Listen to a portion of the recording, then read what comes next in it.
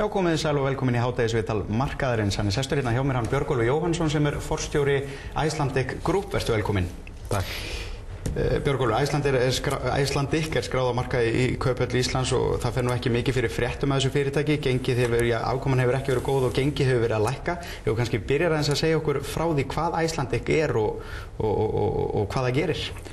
Já, það svo sem góð spurning og kannski allt of fáir sem vita fyrir hvað Icelandic stendur. Þetta svona í sama samhengi og menn tala Icelandic Group að þá talað SH eða gömlu sölumiðstöð hraðfrystihúsanna.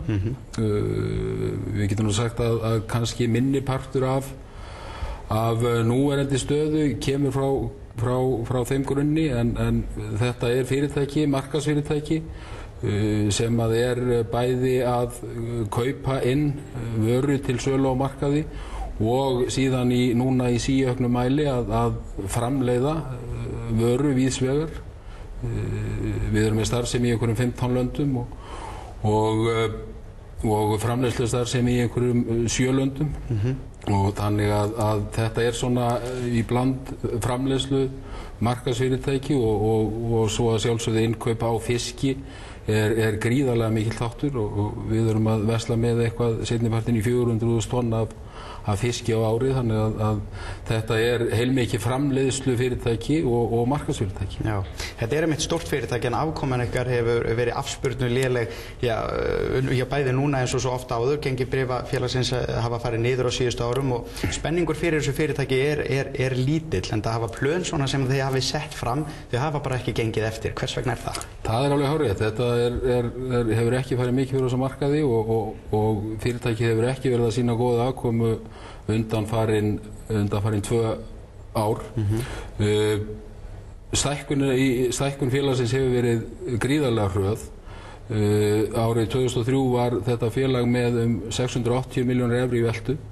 Á síðasta ári var þetta 1470 milljónir evra. Gríðarleg stækkun. Stækkað aðalega með og að mestu leyti við ytri vexti með sameiningu við önnur fyrirtæki og ég getum sagt kannski að vöxturinn hafi verið og hraður og menn hafi ekki verið að vinna með þær einingar sem að keyptar voru inn. Mitt síðasta ár eða í lok júlí og ágústmánuði voru teknar mjög margar og stórar ákvarðanir hjá félaginu.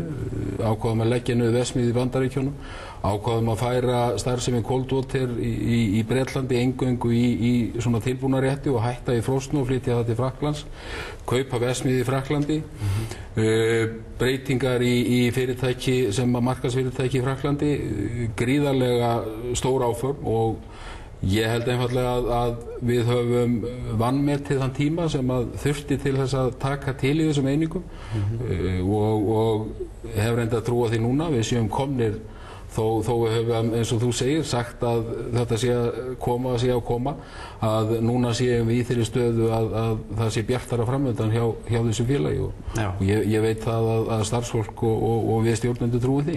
Já, þannig að ástæðan einmitt eins og ég heyri reyndar út á markaði að það hafi verið að þið hafi farið ofgeist í fjárfestingar og keypturinn fyrirtæki eins og við tökum kannski sem dæmi svo Pick n Pack sem var aðeins keypt fyrir 2 árum síðan og menn voru hoppandi yfir því hversu góð kaup þetta væri og þetta aðal ástæði fyrir því að afkoman ykkar svo eins léleg og raun ber vitni núna. Já, reyndar ekki Pick n Pack. Það reyndar franska fyrirtæki Sjelmer sem hefur verið að tapa það sem af ári. Já, Pick n Pack keypt fyrir tæplega 2 árum síðan. Það kemur inn í rekstur Icelandic frá 1. janúar 2006. Mjög stórt framleiðslufyrirtæki í Þýskalandi, framleiðir brauðaða vöru, getum sagt tilbúna vöru. Þetta stórt fyrirtæki og að framleiða, eins og ég segi, eitthvað 70.000 tonna matvöru á ári.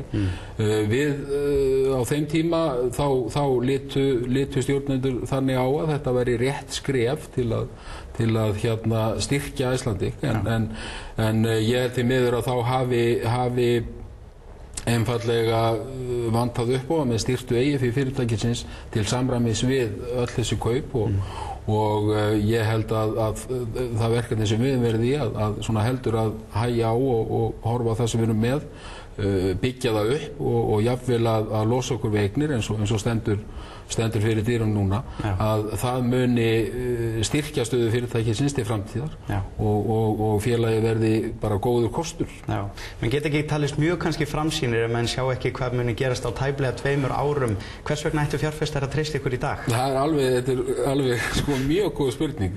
Það er náttúrulega kannski það erfiðasta sem allir stjórnendur hafa verið fram að sig, það er að rýna í framtíðina. Við kannski getum sagt að það er svona ágætt að taka bara dæmi eins og með breytingunni í Goldwater í Bretlandi, að ætla sér að færa fyrirtækið alfarið í tilbúna rétti og setja og koma því á markað. Þetta geta með gert áætlanir að þú komist inn í allar þessar verslanir. Þetta er allt baráttu það að komast inn í hillur í búðum og við einfaldlega ómátum þau plön og það er kannski það sem má gagnrýna okkur fyrir.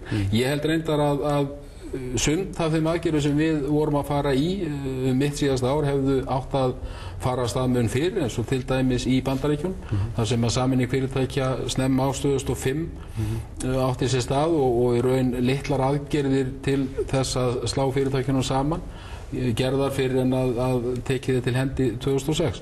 Ég geta fjárfestari sjálfur sér ekki trúð okkur á annan hátt en það að þegar að tölurnar sem að við ætlum okkur að ná fara að koma fram og þá vonandi trúa þeir okkur inn í framtíðina og sjá það að við höfum haft rétt fyrir okkur þó að það hafi tekið mjög langan tíma. Þetta er þolinmæðisverk að vinna þetta. Það voru margar einingar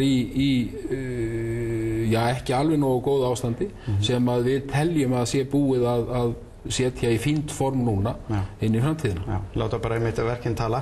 Ég heyri það líka markað Þýskaland og Frakkland, verksmiðjur ykkur þar hafi gengið mjög illa, þeir hafi aftur á móti gengið mjög vel í Kína og í Bretlandi og þeir selja mikið inn í Tesco. Þeir eru náttúrulega hér og þar, fókusin hefur kannski ekki verið mjög, þetta er endur allt í fiski, en þeir eru í verksmiðjum og þeir eru í trading og þeir eru í fiskeldi og öllu svona. Þurfum við ekki kannski bara að einbeita ykkur að ykkur einu? Jú, það er kannski það sem við verðum að horfa meira á. Ég held samt að þú þurfir að velta fyrir þér annars vegar Evrópu og hins vegar Bandaríkjunum. Það er ekki sama sem merkið þarna á milli. Við erum að horfa á það að einbeita okkur í Evrópu og þá fyrst og síðast í Bretlandi. Það er okkar mikilvægasti markaður. Að fara meira yfir í svona kælda og tilbúna rétti. Við erum að horfa á það að í Bandaríkjunum höldum við áfram í svipuðum dúr og við hefum verið í núna. Markaðurinn er bara allt öðruvísi þar og ekki eins opinn fyrir þau nýjungum sem að við höfum séð gerast í Bretlandi. Kína er mjög mikilvægur þáttur fyrir allt markaðsstarfið. Aðgangurinn að hráefnið þar og vinnsla, verkþekking er mikil og það er bara mikilvægt svona tæki fyrir önnur framleiðslufyrirtæki hjá okkur í Bandaríkjunum og í Evrópu og fyrir okkar markaðsfyrirtæki. Ég vil nú kalla þessi fyrirtæki markaðsfyrirtæki, ekki trading, af því að þau eru að vinna töluvert inn í markaðinn. Þau eru ekki að selja einhverjum viðskiptavinum ákveðið fyrirfram þegar þau taka vöruna. Við erum að halda birgðir og uppfylla kröfur vörumarkaða eða búða. Og þannig að auðvitað er þetta alltaf víðfemt fyrirtæki. Við erum að horfa á breytingar núna þannig að við fókuserum meira og það verður svona okkar vopn til að við getum sagt til að ná vopnum okkar. Hvað sérðu fyrirtæki eftir svona 2-3 ár? Ég sé fyrirtækið, það fyrir eftir hvað þú ert að minna. Ég held að það sem við erum að horfa á núna er að hlúa vel að þessum einingum sem við erum með núna. Við erum að horfa á það að hætta í framleiðslu frosina í Evrópu, altså brauðaðra vara. Við munum fókusera á kælda og tilbúna rétti í Bretlandi. Við munum efla markaðsstarfið, hvort sem það er inn á Japan, Spán eða Bretland. Og ég trúi því að við munum sjá ákveðna breytingar í Bandaríkjunum. Þetta fyrirtæki á eftir að eflast þar. Ég sé einfallega bara bjarta framtíð fyrir þetta félag. Það hjálpa kannski ekkert ofsalega til, það eru fjármálafyrirtækin sem eru kannski svona mest sexy fyrirtæki í dag. Hefur þetta eitthvað með það að gera? Fólki finnst bara að þetta ekki spennandi, fiskur bara ekki spennandi? Ég held nú reyndar að þegar upp staðið að þá sé þetta alltaf spurning að ná árangri. Og það bara þannig eins og með Icelandic sem að hefur ekki sýnt góðan árangur 2005 og 2006 að það sko eðlilegt að fólk velti fyrir sér býta af hverju á ég að fjárfesta þarna. Við verðum einfaldlega að selja það og segja þetta núna tækifærið. Það að horfa við erum að horfa á fyrirtæki í gríðarlegum breytingum. Ég ætla að taka það fram að við höfum náttúrulega keyrt þetta og við erum ekki að laga reksturinn neitt með því að færa eitthvað og eigfæra hluti. Við erum að gjaldfæra allt sem við gerum, sem ég held að það sé bara hið eina rétta. Þetta sko á fólk að taka þátt í þessu.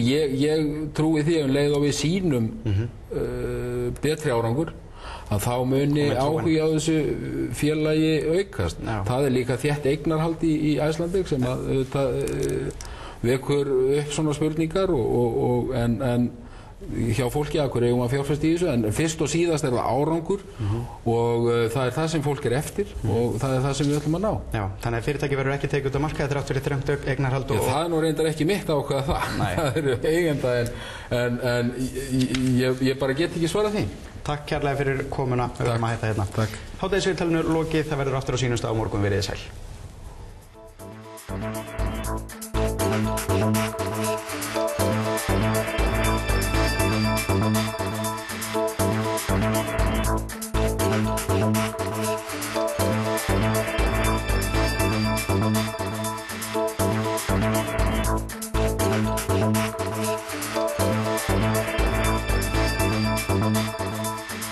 Grey's Anatomy